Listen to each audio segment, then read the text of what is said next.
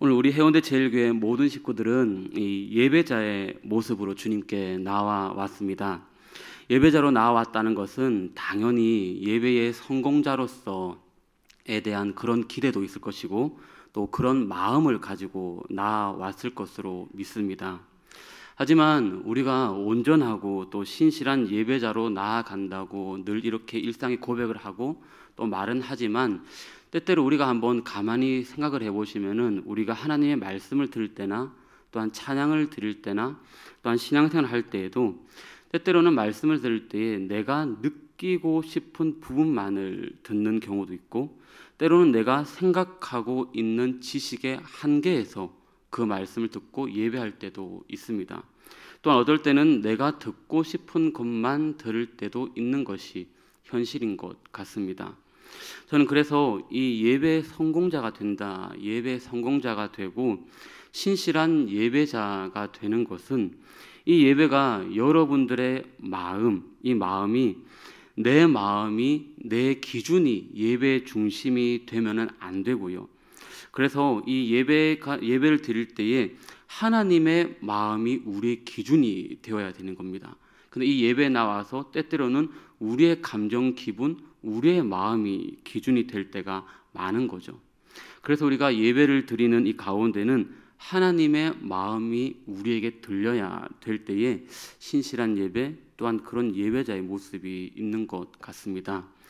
여러분들은 오늘 예배를 통해서 아버지 하나님의 마음을 정말 얼마나 들으시려고 또 얼마나 그렇게 느끼시려고 하고 계십니까? 한번 스스로에게 질문을 해보시고 한번 대답을 해보셔도 좋을 것 같습니다. 이 예배에 대한 이 원리는요, 오늘날의 예배뿐만이 아니라 구약의 예배에서도 동일하게 이렇게 마찬가지로 적용이 되는데요. 성경시대의 제사, 흔히 말하는 우리 예배 이 가운데는 아주 중요한 요소들이 있습니다. 그러니까 예배를 드릴 때에, 제사를 드릴 때에 꼭 필요한 요소들, 이 요소들이 포함되어져 있는데 중요한 몇 가지만 제가 잠시 살피면은 이렇습니다. 구약시대 예배 요소 가운데 하나라고 할 수 있는 것은요, 이 예배 안에 내가 죽는다는 것이 포함되어 있습니다. 구약에는 우리가 알다시피 번제나 이런 예배를 드릴 때에 제물을 드리죠. 그러면은 제물을 드리면서 각을 뜨게 됩니다. 즉 동물이 죽게 되는 것이죠. 여러분들에게도 한 번 더 질문해 보십시오. 우리는 과연 예배를 드릴 때에 내가 죽는 현장이 되십니까? 내 심령이 죽는 그런 시간이 되십니까? 한번 질문을 던져 보시면 좋겠습니다. 이 예배를 통해서 또한 말씀에 조명하여서 내가 죽고 예수님의 말씀으로 다시 살아나는 그런 시간이 있으십니까? 또 한 가지 이 예배에 있어서 중요한 그 요소 가운데 하나는 바로 구약 시대에나 지금이나 마찬가지겠지만 헌신이라는 것이 요구가 됩니다. 예배를 드리는 사람, 그 예배자의 헌신이 요구되는 거죠. 물론 그 예배 나오는 자체가 참 많이 어렵고 힘듭니다. 제물도 준비해야 되고 예배 한번 드리는데 지금처럼 그냥 왔다가 거저 왔다 가는 그런 예배 모양이 아니라는 겁니다. 구약시대 예배를 한번 드릴 때에는 엄청난 준비 시간들, 엄청난 헌신이 들어가지 않으면은 이 예배가 예배될 수 없는 것이 바로 구약시대의 제사이고 예배입니다. 여러분들은 예배를 드리면서 어떤 헌신을 하십니까? 물론 기본적으로 시간적으로 헌신을 하시는 것이고 또한 마음속으로도 귀한 헌신을 드리시겠죠. 또 하나 예배의 요소 가운데는요, 바로 우리가 잘 아시는 속죄가 포함되어 있습니다. 죄 씻음을 받는 것이죠. 그래서 우리가 이 예배 가운데 나와서 여러분들은 과연 우리들은 어떻게 속죄를 하십니까? 예배를 통해서 정말 내 심령을 자복하고 쳐서 주 앞에 무릎 꿇고 항복하는 그런 시간들이 있으십니까, 여러분? 그리고 또 한 가지 제가 이 뽑은 예배의 이 중요한 요소 가운데 하나는 바로 나눔입니다. 나눔. 예배를 통해서 믿는 자들 간에 서로 간에 나눔이 있고요.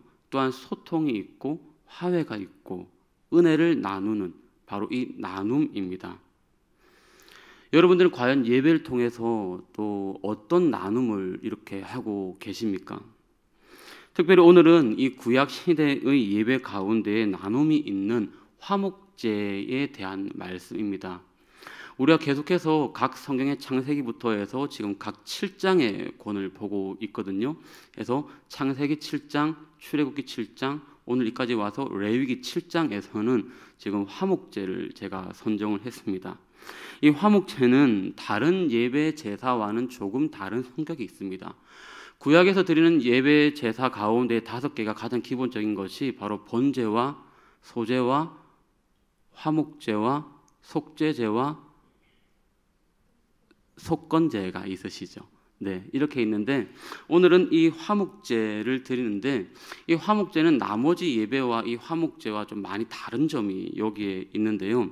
제가 앞서 이 서두에 말씀드린 이 예배자, 이 여러분들이 오늘 예배자의 모습으로 나왔는데 그래서 이렇게 공동체 가운데 함께 드리는 지금 함께 드리는 이 예배도 굉장히 중요한데요. 바로 삶과 예배자의 모습이 함께 가는 것이 특징입니다. 그러니까 이 화목제 안에는요 이런 부분이 담겨져 있습니다. 삶과 이 예배자의 모습이 같이 가는 겁니다. 예배를 드리는 우리의 모습과 이 예배당을 나가는 우리의 모습이 정말 어쩌면은 정확하게 다른 모두의 사람일 수가 있습니다. 이 안에서는 교회 모두의 성도라면은 밖에 나가서는 그냥 세상 모두로 이렇게 나뉘어질 수도 있는 겁니다. 저 사람은 교회에서 보면은 마치 천사 같은 사람인데 세상에서는 도저히 하나님을 예배하는 사람처럼은 보이지 않는다는 겁니다. 이것은 성도들뿐만 아니라 저 같은 목사에게도 동일하게 보여지는 모습일 수도 있습니다. 하나님에 대한 지식이 삶 속에서는 전혀 없는 것이죠. 왜 우리는 예배를 이렇게 드리면서 예배자의 모습으로 살아가지 못하는 것일까요? 오늘 그 정답을 오늘 이 화목 제사, 이 화목 예배를 통해서 우리가 좀 잠시 살펴보고자 하는 것입니다. 오늘 본문의 이 화목제에 대한 이야기를 말씀을 저희가 읽었습니다.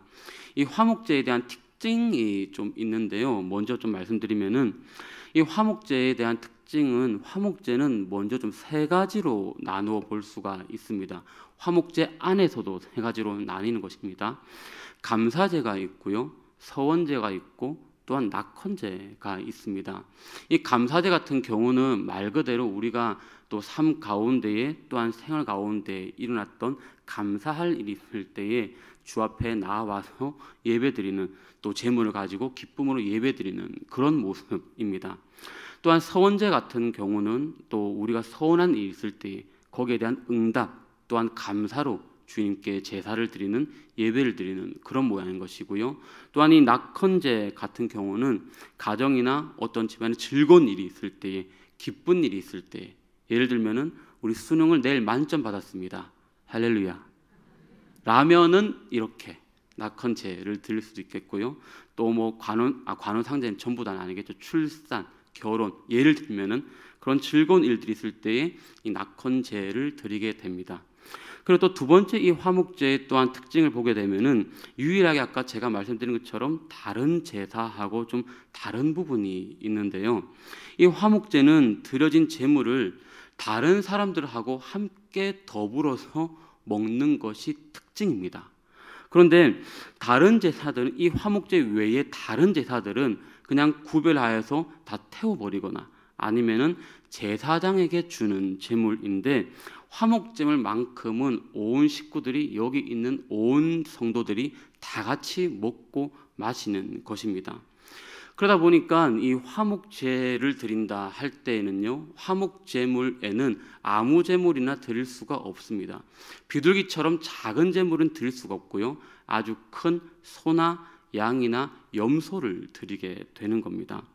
또 이 화목제의 3번째 특징을 한번 잠시 살피게 되면은 신약에 우리가 로마서에 가서 이렇게 보게 되면은 예수님이 화목 제물이 되셨다라는 로마서의 말씀이 나오지 않습니까? 그렇게 말씀을 하시는데 이 화목제는 예수님이 하나님과 나 사이에 화목 제물이 되셔서 관계를 화목케 하시고 그리고 죄를 무너뜨리셨죠. 그것이 1번. 그리고 두 번째는 사람과 사람 사이에 화목케 하셨다는 것입니다. 이 화목 예배에 대해서는 이런 특징들이 있다 보니까 아주 이 예배는 축제적인 분위기가 되는 겁니다. 감사가 넘치고 기쁨이 넘치고 아주 웅성웅성하고 화려한 그런 분위기의 축제 예배가 바로 이 화목 예배입니다. 우리가 한번 생각해 보시면 좋겠습니다. 과연 우리가 오늘날의 이 자리에서 화목 예배를 드리고 있다, 화목 제사를 드리고 있다라고 한다면은 아마 이런 분위기가 아니라 여기저기에서 우리에게 어떤 감사 제물이 올라와서 어느 가정에 어느 누구누구나 아름다운 딸을 출산하셨습니다. 멋집니다 하면서 박수치고 여기저기에서 환호와 함성이 들릴 것이고 어느 가정에 아까처럼 오늘 수능을 만점 받았습니다. 축복합니다. 축하합니다. 이러면서 여기저기에서 박수와 또한 맛있는 음식과 또한 여러 가지 이런 교제가 일어나게 되는 것, 바로 이런 예배가 화목제사입니다. 그런데 오늘 이 화목제사를 통해서 특별히 하나님이 우리들에게 말씀하시는 포커스 부분이 있습니다. 무엇일까요? 그것은 이 화목제를 드린 그 제물을 먹는 법칙을 보면은 하나님이 우리에게 뭘 말씀하시는가를 이해를 할 수가 있습니다.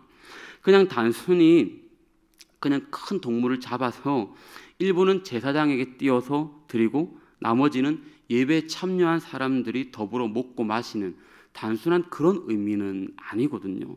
먹는 법칙을 보면 알 수 있다라고 말씀을 드렸는데, 먹는 법칙이 바로 이렇습니다.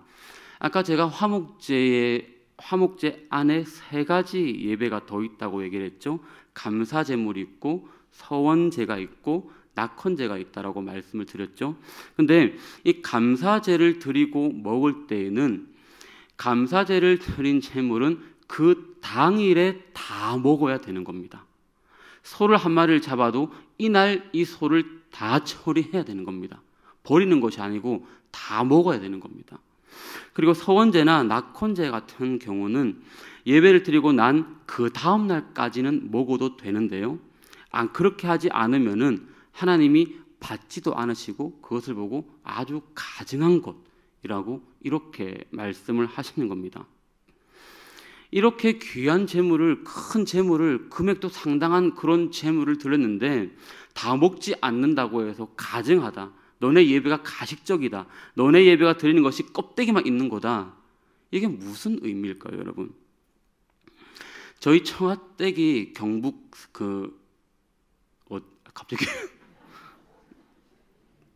경북 상주인데요. 네, 청와댁이 상주인데요. 그 처가댁의 상주에서도 아주 좀 시골로 이렇게 깊이 들어가는 동네입니다. 그래서 처가댁의 소식을 들으면 가끔 종종 이 동네에서 잔치가 있거나 어떤 일이 있을 때 이 돼지를 잡게 됩니다. 근데 돼지를 한 마리를 잡는다라고 할 때에 여러분들 한번 혹시 잡는 그 규모나 이런 것들을 한번 보신 적이 있을지는 모르겠습니다.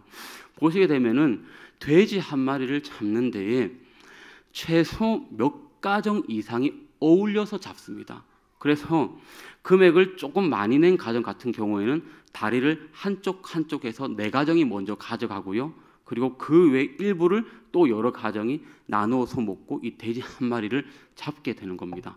그러니까 돼지 한 마리만 잡아도 이 잡는 양이 엄청나다는 것을 제가 지금 말씀을 드리는 겁니다. 그런데 성경시대로 한번 돌아가 보십시오. 성경시대 당시에 소 한 마리를 잡아서 제사를 드리는데, 제가 이렇게 오늘날의 소 웹 검색을 이렇게 해보니까 소가 약 697kg이 한 마리가 평균 무게라고 합니다. 그러면은 보통 근으로 따지면은 소 한 마리를 잡으면은 1000근에서 1200근 정도가 나온다고 이렇게 얘기를 합니다. 600g이 한 근이니까 어마어마한 거죠. 이게 1000근, 1200근이 나오니까요. 그러면은 그 어마어마한 양의 그 소를 잡아서 제사장의 몫은 가슴과 다리 한쪽입니다. 그래서 이 부분을 떼어 놓는다 하더라도 나머지 그거를 놓고 보더라도 1000근이 넘는 고기입니다. 그런데 감사제를 드리는데 이 같은 경우에는 그 많은 양의 고기를 어떻게 하라고 말씀합니까? 그날에 다 먹으라는 겁니다. 이 많은 것을요. 그리고 서원제나 낙헌제를 드렸다 하더라도 하다못해 그 다음 날까지는 다 먹어라 라는 겁니다. 그렇지 않으면은 가식적인 거다, 가증한 거다, 너네 예배는 형식이다, 이렇게 얘기를 하는 겁니다. 이 의미가 뭐냐면은 당시에 이 공동체는요, 이렇게 사람들이 많이 모여서 사는 마을도 없습니다. 그리고 모일 수 있는 그런 장소도 협소하고요. 기껏해야 내가 아는 일부 사람들만 모여서 그 고기를 먹는다라고 생각을 해보십시오. 그 소 한 마리를 다 먹어 해치울 수가 없는 겁니다.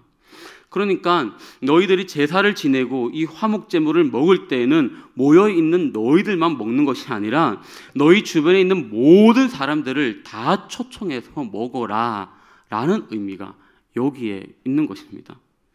그런데 그 모든 사람들 안에는요, 내가 좋아하는 사람도 있고 물론 내 친지 가족 식구들도 있습니다. 하지만 그 모든 사람들 안에는 내가 싫은 사람도 있고 나와 싸운 사람도 있고 내가 용서하지 못한 사람도 여기에 포함되어져 있는 겁니다.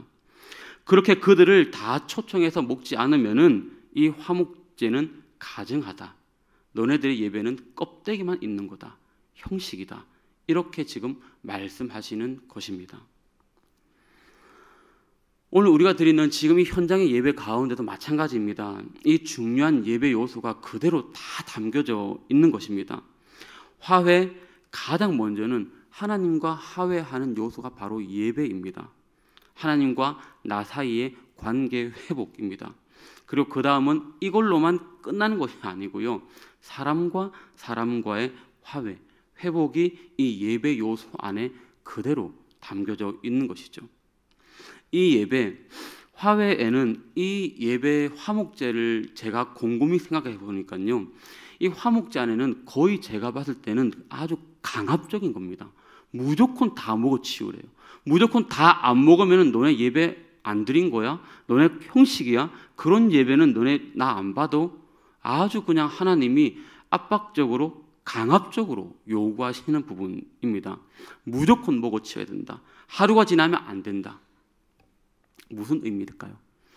억지로라도 해라라는 겁니다. 아주 강압적으로. 억지로라도 하지 않으면은 이 냉랭한 관계가 해결되지 않기 때문에 억지로라도 해라는 겁니다. 그래서 너희들의 삶에 하나님 앞에 예배를 드리고 나가는 너희들이 화목해야 되는데 억지로라도 너네가 나누어서 먹고 그래야 하나님께서 이 제물을 받으신다는 겁니다. 이게 바로 예배입니다. 할렐루야. 저희 집에 5 식구가 살고 있습니다. 5 식구가 이렇게 살다 보면은 뭐 아이도 이렇게 연령대도 다양하고 하다 보면은 티격태격 할 때도 많고 부부싸움 할 때도 있고, 목사라고 안 싸우는 건 아니거든요, 절대로. 그래서 부부싸움 할 때도 있고, 아이들과도 또 이렇게 이제 청소년이 되다 보면은 의견이 안 맞아서 또한 자기는 삐져서 말을 안 하고 들어갈 때도 있고, 그냥 침대에서 뒹굴뒹굴 거릴 때도 있고, 그러면 또 그 분위기에 휩싸여서 5살짜리는 지가 뭘 안다고 지도 삐져가지고 방에 들어가서 있는 경우도 있고 그렇게 하는데, 저는 항상 그런 시간들이 있을 때 저는 항상 꼭 외식을 밖으로 나갑니다. 그러면은 이게 일단은 가족이기 때문에 그럴 수도 있지만 아마 하나님의 방식에서도 마찬가지일 것 같기는 합니다. 제가 이렇게 싸우고 났을 때에 꼭 항상 나가든지 아니면은 근처 동네라도 한 바퀴를 돌든지 하는데, 이렇게 밥을 먹으러 나가면은 테이블을 꼭 같이 이렇게 둥글게 앉아 있으면은 어쩔 수 없이 마주보고 어쩔 수 없이 주문을 하기 위해서라도 말을 걸게 되어져 있습니다. 말을 걸고 하다 보면은 우리가 언니 오빠가 싸웠더라도 한 번은 그냥 피식 웃고 또 그 뒤에 또 풀리면서 이렇게 또 그 다음은 또 아무렇지도 않았던 것처럼 돌아가는 그런 경우가 많이 있지 않습니까? 그래서 이런 시간들을 억지로 먹고 억지로 동백섬이라도 한번 같이 돌고 함으로써 그 뒤에 왔을 때는 또 그냥 자연스럽게 집에 들어오면은 그냥 일상적인 대화로 연이어지더라고요. 저는 이게 아까처럼 가족이기 때문에 이럴 수 있다라고 생각을 하는데 하나님께서도 마찬가지인 것 같아요. 그래서 억지로라도 하는 이 강압적인 예수님의 요구가 아주 어쩌면 정말 중요한 것 같기도 합니다. 저는 그래서 오늘 여러분들이 결단하면서 정리해야 될 아주 중요한 것은 바로 이것입니다. 억지로라도 해라라는 겁니다. 아니 하나님께서 정해놓으신 법이 너무 가혹하다. 아니 고기를 굳이 다음날 먹어도 되고 하루 이틀 남겨놔도 충분히 되는데 뭘 이걸 이렇게 억지로까지 먹으라고 하냐. 다 무조건 다 먹어 치우라고 하냐.